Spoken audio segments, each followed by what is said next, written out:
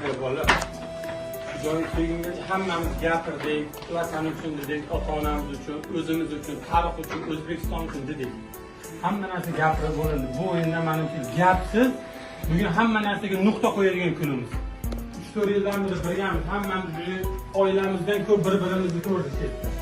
Davay, oilaligimizni bugun ham ko'rsataylik. O'zbekistonda necha million aholi bizdan kutib o'tirib, 90 ni tugagandan keyin biz hamcha boshimizni yerga qaratib o'tirishimiz. Bizlar O'zbekistondagi hamma o'zbeklar bugun bayram bo'lishi kerak. Bugun bu qonun kun bo'lib qoladi biz uchun. Hamma miyasiga sig'dirsin. Bugun bu kun tarixda qoladigan kun biz uchun. Faqat plyusga. Bizda bitta o'yin bor. Qatar bilan o'yin kerak emas degan. Bugun hal qilamiz hamma narsani.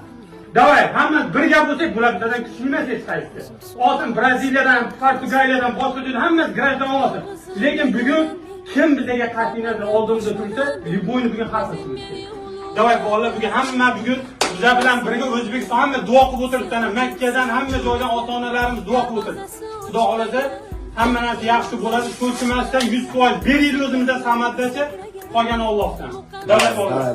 Tarix bilasizlar, bizni bobolarimiz kimlar bo'lgan. Hech qachon kichik esdan chiqarmasin. Kim bo'lish qat'iy nazar hozir qarshilik. Siz o'zbeksizlar bor. G'urur bilan maydonga chiqib kurashing. Shundan tarixni bugun yaratdik. Va omad tilayman.